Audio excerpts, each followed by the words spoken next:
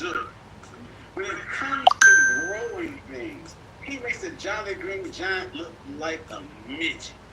It's time for today's featured guest, consultant and agriculturalist extraordinaire. This time, sit for TWP.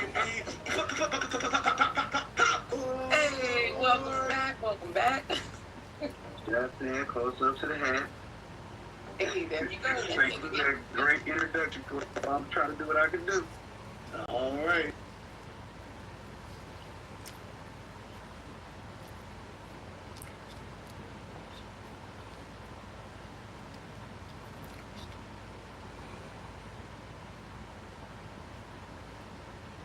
You gotta know how to make an entrance, come in with a close up on the his ad, because everybody want to see it. We got a cool little experiment going on, and we're testing out growing microgreens in sand. Now, I want to try sand because we can reuse it rather quickly, unlike soil, which you can compost, but that'll take months for you to reuse it.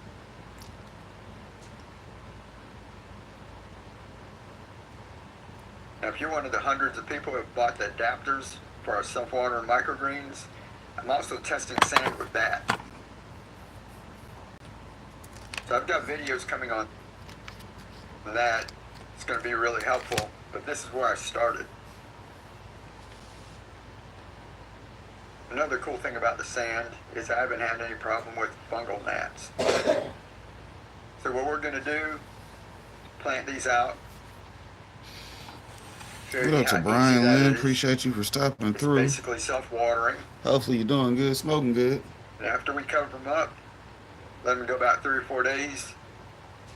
After they germinate, remove the cover, set them out in the sun or under some grow lights. Now we're growing pea shoots and bean sprouts with no soil and no nutrients either.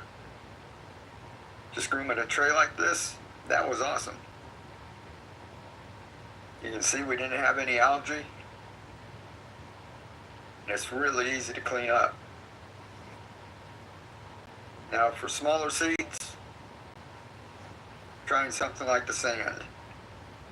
After you get them sprouted like this, if it's dried out on one side, but you feel the sand is still damp, you don't really have to refill it. When you feel the sand start to dry out, just add a little. Don't want to waterlog it. 7 to 10 days,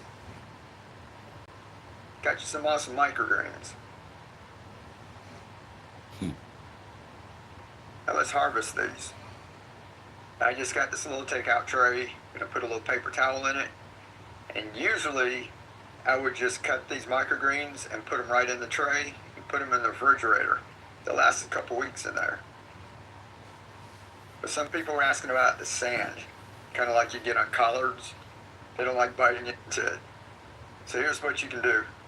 Just like you do with a sink full of collard greens, you cut your microgreens into a bowl of water.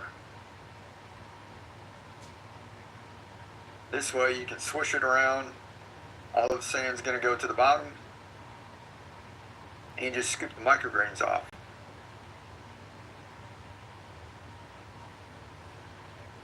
Here's some on this side still have the roots on it. We can put this in a bigger container if we want.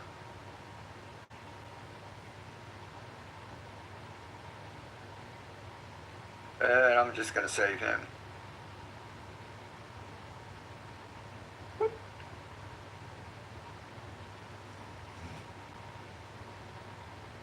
Alright, let's get these out of here.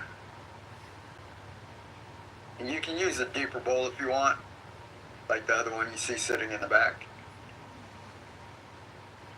I'm just going to scoop them out with my hands. It'll probably work a little easier if you get a colander, a little strainer, and you can get them all out. I'm just going to get most of them here. This is just for demonstration purposes. But that's what you can do to get the sand off.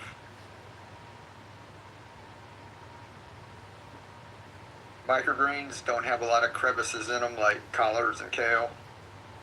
Spend half this video scooping that stuff out. Yeah, that's brilliant.